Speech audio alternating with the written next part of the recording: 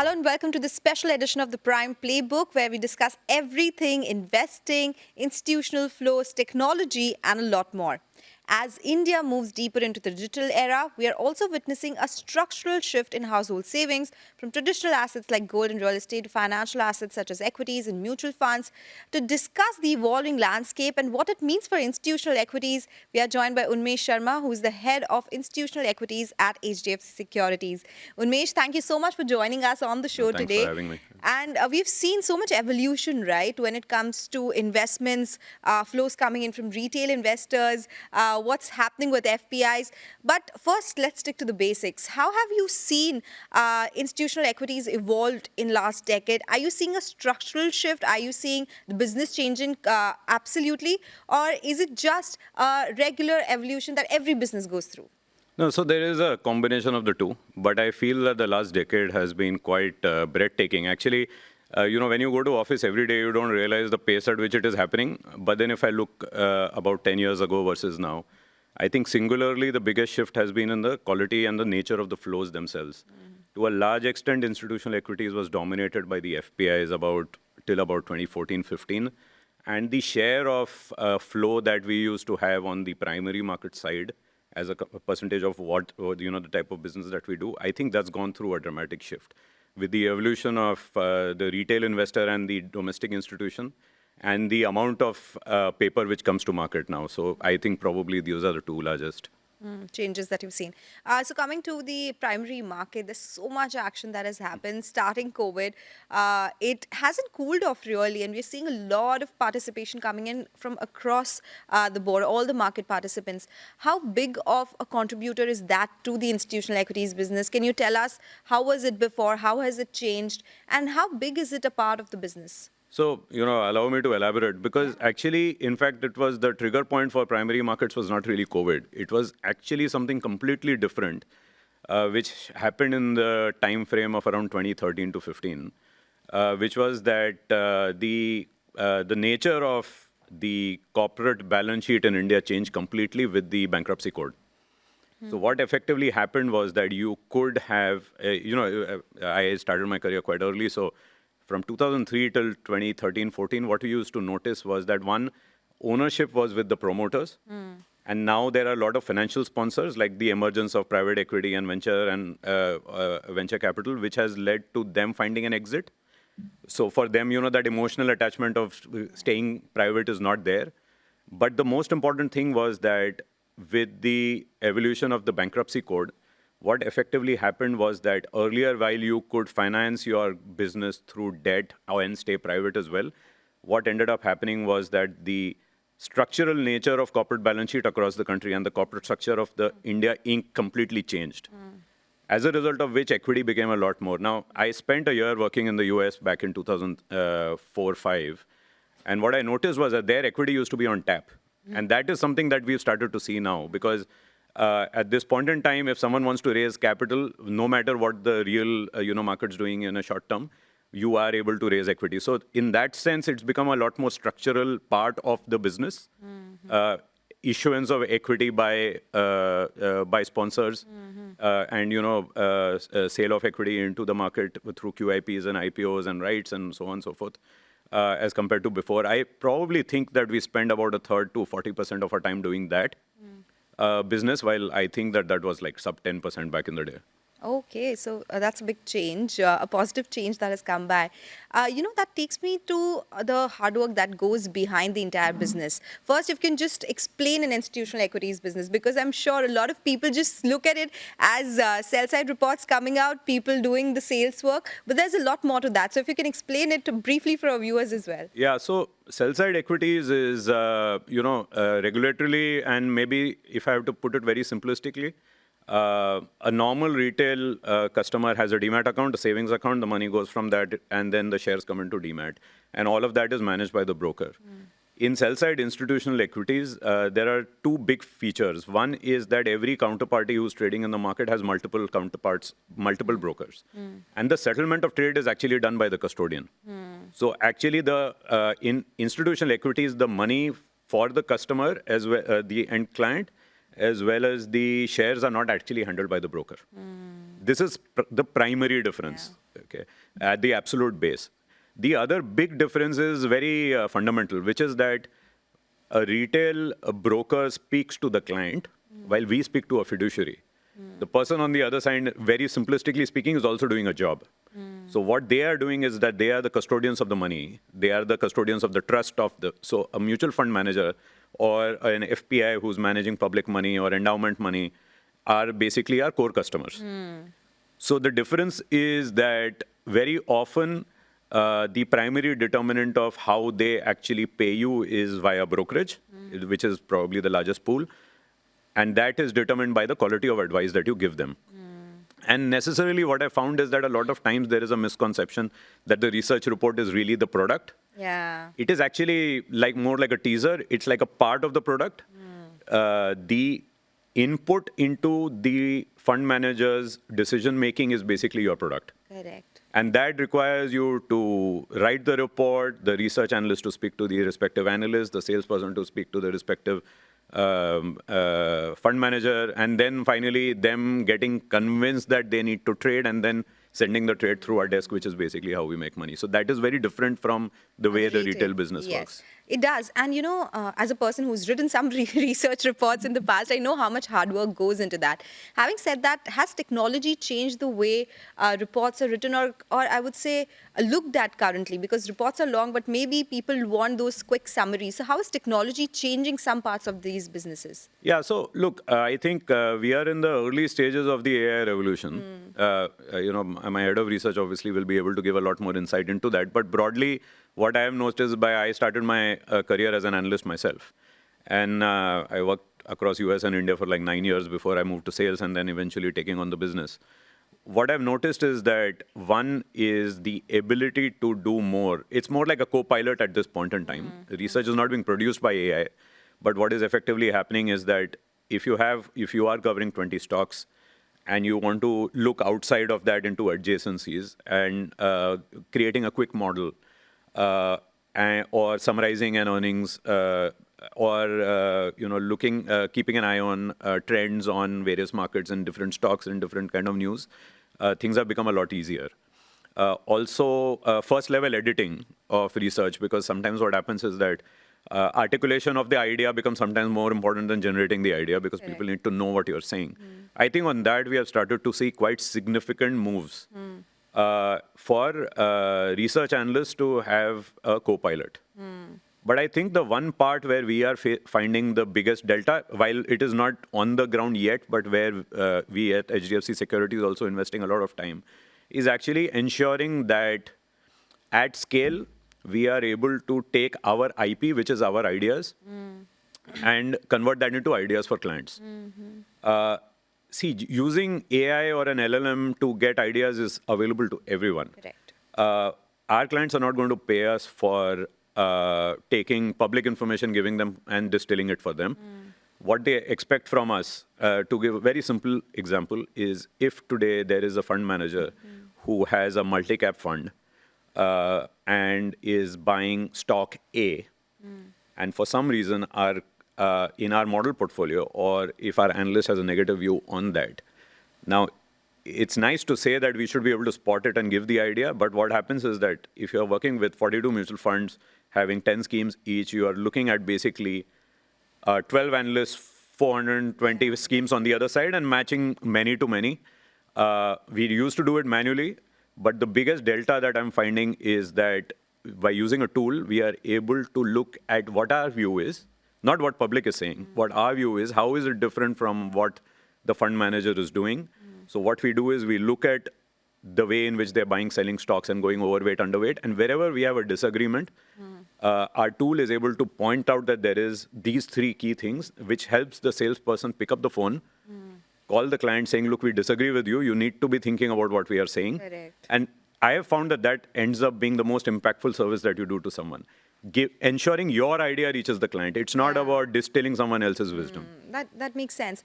So in that case, is hiring the talent also become a little different over the last decade, or is it the same? Somebody who has research skills or somebody who also has technology skills along with it? Yeah, so as of right now, because on the trading side, we are starting to see a lot more engineers kind of come in who are also helping us tweak our algos and so on and so forth, which is very technical. As of right now, the hiring patterns have not changed significantly. But what's happened is that, in fact, the younger talent which is coming in is keeping a little bit more veterans like myself on the toes because we also have to keep up. Their efficiency level is quite high. So, are we looking at tech talent? Answer is no. But are we getting talent which is a lot more tech savvy and more attuned to doing our business? The answer is yes. Okay, that is very interesting. We are also speaking at a time when we are seeing so much happening, not only in India, but globally. So first on the India front, there have been some regulatory changes. SEBI comes out with some rules every other day. There are changes that are coming by. How do you view that? Is it making compliance a lot more for institutional equities? What do you have to say about that? Okay, so look, given my experience of having worked overseas as well as here, is that I have to give credit to SEBI that they are probably the one of the better regulators globally, one of the best maybe, in terms of listening to market participants. We've gone through multiple meetings with SEBI, and we have always found them to be extremely open-minded when we give them ideas and give them feedback. The second is that I personally feel that, if you look at a lot of international studies where global markets are compared, India actually consistently on the regulatory regime stands in terms of investor protection in the top 5, Okay. which is it's a very big deal for a country which is probably as low on the per capita income as we are. To a large extent, the credit goes to them. Now, is the regulatory regime changing all the time? Answer is I don't blame them because the environment changes so Yeah. often and so much, and technology, they also have to keep up with technology. What it is doing for us is that, okay, so it's not like we wake up every morning being very happy with regulatory change because, every time something happens, the brokerage and being the head of the course, business, yeah. it takes a lot of time doing that. Correct. But what it has effectively done for us is that, for HDFC Securities and me personally, is one, that the more investors trust the market, the better participation is. One of the big reasons for people to put mutual fund money in mutual funds is because they know the money is safe. Correct. So that's one. The second is that we have gone through a large time period where there were allegations of certain market participants not behaving or front running, and all of these allegations are there. Whenever they try to tighten that, it helps us because what ended up happening was that sometimes you were left behind on certain things because a certain different market participant was able to do something and you were not. Now, the more they tighten the screw there, the more market share comes to us. And we're quite proud to be an entity which is on top of regulations. I think we are compliant even with the US regulation, given that our parent has an ADR listed in the US. I think that the more compliance comes through, the better it is for us. Of course, it makes things difficult, but at the same point in time, it's better. Okay, that was about the Indian part, the changes that we are seeing. So much happening geopolitically. What happens on an institutional desk when you wake up one morning and you see, okay, there was a war in the middle of the night? Have things changed over? Are institutional investors calmer? Or, they let it go because now it's par for cause because something will keep happening? What do you suggest to investors when they make such calls? Yeah, so look, this is one of the things, where we think that the human element becomes more important than AI, right? Because what happens is that an AI engine is not going to be able to calm you down, for example, or someone giving you a story from when they started in the markets that, look, this happens. So to exemplify, actually, a war, if you look at the recorded 4,000-year history of the world in general, you will find that the state of war is normal. The state of peace is actually not normal. Now, I wish it was not like that. Yeah, exactly. But that is how it is. And there has been, after the Second World War, there has been a big peace kind of, and then at the end of the Cold War, for another 20 years, there has been a big peace dividend that you got. Now, kind of things are reverting to mean on that. This is something that if you explain to clients saying that, look, there is 100-year history of the markets and you can kind of navigate this, it's not such a big deal. If you see what happened with the Ukraine war with Russia, is that eventually people move on, they price it in and move on. And similarly, that's what's happening now as well. Or for that matter, when there was tension on the Indian border with China, or for that matter, the trade issue with the US. I think generally geopolitics is going to keep things interesting. That is where veterans Interesting kind and of... difficult, maybe? Would you use that word? Well, if it's difficult, it's good because people need advice at that time. So it's good for brokers, I guess. And at the same point in time, look, I personally believe that if you're patient and if you're smart and you can stay the course in this type of environment, you actually end up making more money. So sitting and discussing what is right and wrong is nice for a dinner table conversation. But if you can somehow convert that into trade ideas, which is where the role of the broker and advisor comes through, then all of these are opportunities to relatively rise up the wealth ladder, so as to speak. Okay, so now that we are talking about geopolitical situations will come and go, what has changed over the last couple of years is how DIIs have been participating a lot, how retail investors have been participating a lot. The recent data suggested that DIIs, the ownership that they have in Nifty 50 stocks, is slightly surpassed FIIs as well. Yeah. Do you think that is a trend that could continue, or do you think they'll stay at par? What is driving the flows that we are seeing from domestic institutions? Yeah, so look, this is fundamental change which has happened again, going back to my original point for the last 10 years. One is participation. The other is that I feel the mutual fund industry has played a big role. Mutual fund sahi hai, SIP sahi hai, all of these campaigns that they keep running. They are also very, I would like to take credit for some brokers have also done a great job in ensuring that people took money out of FDs and, kind of dead assets like savings accounts and all and moving into equities. Within that, the other thing which has happened is that people have become savvier. Also, they have seen the result of staying invested as a benefit to them. And that is something that is leading to continuous inflows. At this point in time, I believe that to a large extent, people have started treating SIPs as like something they do no matter what the market is, which is a very good sign of maturity. And lump sum is basically something that they take and, they invest or withdraw depending on the state of the market. That is structurally very good. So as more and more money comes in, this is a phenomenon which we saw, for example, in Hong Kong in 2003 to 2008, where the capital structure, the cap table completely changes permanently. This is one of those phenomena. Will it surpass the FPIs? Look, I think there will be phases when the FPIs come back. It will depend on valuations at that point in time, whether people are panicking or not, so on and so forth. So there will be phases when there will be a comeback of the FPIs. But I think structurally now this is something where it will keep inching upwards. Because at the end of the day, the capital account in India is completely restricted to India. There is a very small amount you can actually push outside the country. The LRS limit is quite small. Correct. So what it effectively does is traps the liquidity within the country. Now, if you want to then play equities, you end up buying Indian equities mostly. Of course, there's gift and so many things, but on average, a large part of that. And the income levels are just consistently going up every year. So this is now a phenomenon which I don't think is going to reverse other than maybe very short periods of time. You have international exposure when it comes to institutional equities. You said you've worked in the US, you've seen things in India as well. What is it that we need to upgrade in Indian institutional equities generally to be able to sustain the next 10 years also very well? And what is one thing that institutions abroad can learn from India? You said, of course, in terms of investor protection, we are one of the top 5. Is there something which you think others should also do? Look, I think one great thing about India is that it is shockingly overbroked. Overbroked. Okay. The number of brokers in India is quite large. Actually, if you go to Bloomberg or Reuters or something and see the number of people who cover a certain stock, there'll be more people covering Infosys than Apple maybe or something. You'll find data points like that.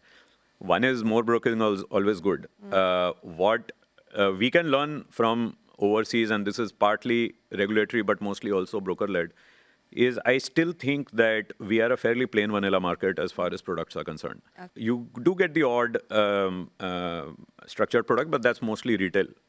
I think at the institutional level, prime broking, being able to, most of this is the lending against securities to a large extent for facilitation purposes, mostly overseas. A large part of that, I think, can be brought into the country. On top of that, we believe that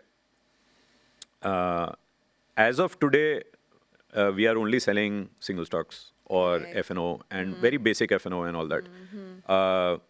for a retail or institutional investor who wants to stay long but also wants to have protection against, unless you have an F&O strategy, there is no such product. But you can always create synthetic products, swaps, quasi-P notes within the country. I think there is a lot of scope for things to kind of evolve in that direction.